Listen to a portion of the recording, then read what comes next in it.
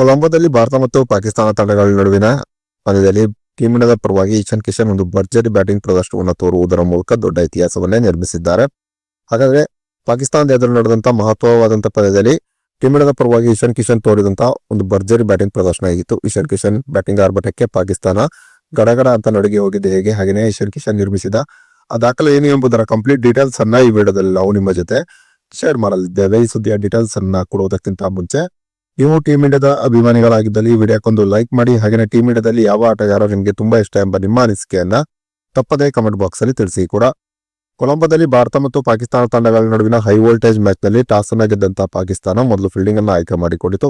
ಇನ್ನು ಟಾಸ್ ಹೊತ್ತು ಮೊದಲು ಬ್ಯಾಟಿಂಗ್ ಇಳಿದಂತಹ ಟೀಮ್ ಇಂಡಿಯಾದ ಪರವಾಗಿ ಇಶಾನ್ ಕಿಶನ್ ಮತ್ತು ಅಭಿಷೇಕ್ ಶರ್ಮಾ ಆರಂಭಿಕ ಬ್ಯಾಟ್ಸ್ಮನ್ ಗಳಾಗಿ ಕಣಕ್ಕಿಳಿದಿದ್ದರು. ಅಭಿಷೇಕ್ ಶರ್ಮಾ ಬಗ್ಗೆ ದೊಡ್ಡ ನಿರೀಕ್ಷೆಯಲ್ಲಿ ಟೀಮ್ ಇಂಡಿಯಾದ ಅಭಿಮಾನಿಗಳಿದ್ದರು. ಆದರೆ ಅಭಿಷೇಕ್ ಶರ್ಮಾ ಪಾಕಿಸ್ತಾನದ ಎದುರು ನಡೆದಂತಹ ಪಂದ್ಯದಲ್ಲಿ ಟೀಮ್ ಇಂಡಿಯಾದ ಅಭಿಮಾನಿಗಳನ್ನ ನಿರಾಸೆ ಮೂಡಿಸಿದರು. ಅಭಿಷೇಕ್ ಶರ್ಮಾ ಈ ಪಂದ್ಯದಲ್ಲಿ 4 ಎಸೆತವನ್ನು ಎದುರಿಸಿ ಡಕ್ಔಟ್ ಆಗಿ ಪೆವಿಲಿಯನ್ ಅನ್ನ ಸೇರಿದರು. ಅಭಿಷೇಕ್ ಶರ್ಮಾ ಪೆವಿಲಿಯನ್ಗೆ ಹೋದಾಗ ನಿಜವೂ ಕೂಡ ಟೀಮ್ ಇಂಡಿಯಾದ ಅಭಿಮಾನಿಗಳು ಸ್ವಲ್ಪ ಮಟ್ಟಿಗೆ ಆತಂಕಕ್ಕೆ ಒಳಗಾಗಿದ್ದಂತೂ ಸತ್ಯ ಅಂತಾನೆ ಹೇಳಬಹುದಾಗಿದೆ. ಆದ್ರೆ ಇಶಾನ್ ಕಿಶನ್ ಪಾಕಿಸ್ತಾನದ ಎದುರು ಒಂದು ಆರ್ಭಟವಾದಂತಹ ಬ್ಯಾಟಿಂಗ್ ಪ್ರದರ್ಶನವನ್ನು ತೋರುವುದರ ಮೂಲಕ ಟೀಮ್ ಇಂಡಿಯಾದ ಅಭಿಮಾನಿಗಳ ಆತಂಕವನ್ನು ದೂರ ಮಾಡಿದರು. ಇಶಾನ್ ಕಿಶನ್ ನಿಜಕ್ಕೂ ಕೂಡ ಪಾಕಿಸ್ತಾನದ ಎದುರು ಅಬ್ಬರಿಸಿದರು ಅಂತಾನೆ ಹೇಳಬಹುದಾಗಿದೆ. ಅಭಿಷೇಕ್ ಶರ್ಮಾ ಔಟ್ ಆದರೂ ಕೂಡ ವಿಚಲಿತರಾಗದೆ ಇಶಾನ್ ಕಿಶನ್ ಒಂದು ಆರ್ಭಟದ ಬ್ಯಾಟಿಂಗ್ ಪ್ರದರ್ಶನ ತೋರಿದರು. ಇಶಾನ್ ಕಿಶನ್ ಕೇವಲ 40 ಎಸೆತದಲ್ಲಿ 77 ರನ್ ಅನ್ನು ಹೊಡೆದರು. ಇದರಲ್ಲಿ 10 4 ಮತ್ತು 3 ಭರ್ಜರಿ ಸಿಕ್ಸರ್ ಸೇರಿತ್ತು.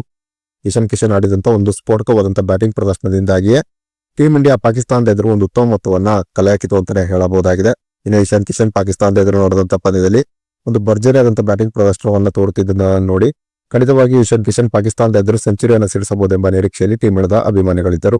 ಆದರೆ ದೊಡ್ಡ ಹೊಡೆತಕ್ಕೆ ಕೈ ಹಾಕಿ ಇಶಾನ್ ಕಿಶನ್ ಸೈಮ್ ಅಯೋಬ್ ಬೌಲಿಂಗ್ ನಲ್ಲಿ ಬೋಲ್ಡ್ ಆಗಿ ಹೊರನಡೆದರು. ಇನ್ನು ಇಶಾನ್ ಕಿಶನ್ ಪಾಕಿಸ್ತಾನದ ಎದುರು ನಡೆದಂತಹ ಪಂದ್ಯದಲ್ಲಿ 77 ರನ್ಗಳನ್ನ ಕಲೆ ಹಾಕುವುದರ ಮೂಲಕ T20 ವರ್ಲ್ಡ್ ಕಪ್ ನಲ್ಲಿ ಪಾಕಿಸ್ತಾನದ ಎದುರು ಅತಿ ಹೆಚ್ಚು ಸ್ಕೋರ್ ಹೊಡೆದಂತಹ ಟೀಮ್ ಇಂಡಿಯಾದ 3ನೇ ಆಟಗಾರರೆಂಬ ಹೆಮ್ಮೆಗೆ ಇಶಾನ್ ಕಿಶನ್ ಪಾತ್ರರಾದರು.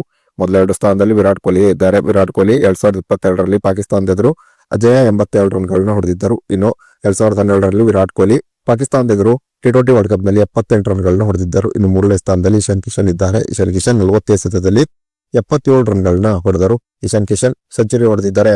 ಪಾಕಿಸ್ತಾನದ ಎದುರು T20 ವರ್ಲ್ಡ್ ಕಪ್ ನಲ್ಲಿ ಸೆಂಚುರಿ ಹೊಡೆದ ಮೊದಲ ಟೀಮ್ ಇಂಡಿಯಾದ ಬ್ಯಾಟ್ಸ್ಮನ್ ಎಂಬ ದೊಡ್ಡ ದಾಖಲೆಯನ್ನ ಇಶಾನ್ ಕಿಶನ್ ಬರೆಯುವುದಿದ್ದರು. ಆದರೆ ಇಶಾನ್ ಕಿಶನ್ ಕೈಯಲ್ಲಿ ದಾಖಲೆಯನ್ನ ಬರೆಯಲು ಸಾಧ್ಯವಾಗಿಲ್ಲ. ಆದರೆ ಇಶಾನ್ ಕಿಶನ್ ತೋರಿದಂತ ಒಂದು ಭರ್ಜರಿ ಬ್ಯಾಟಿಂಗ್ ಪ್ರದರ್ಶನಕ್ಕಂತೂ ಟೀಮ್ ಇಂಡಿಯಾದ ಅಭಿಮಾನಿಗಳು ಫುಲ್ ಖುಷಿಯಾಗಿದ್ದಂತೂ ಸತ್ಯ ಅಂತಾನೆ ಹೇಳಬಹುದಾಗಿದೆ. ಇನ್ನು ಇಶಾನ್ ಕಿಶನ್ ಪಾಕಿಸ್ತಾನದ ಎದುರು ತೋರಿದಂತ ಒಂದು ಭರ್ಜರಿ ಬ್ಯಾಟಿಂಗ್ ಪ್ರದರ್ಶನದ ಬಗ್ಗೆ ನಿಮ್ಮ ಅನಿಸಿಕೆ ಅಭಿಪ್ರಾಯವನ್ನ ತಪ್ಪದೇ ಕಮೆಂಟ್ ಬಾಕ್ಸ್ ಅಲ್ಲಿ ತಿಳಿಸಿ.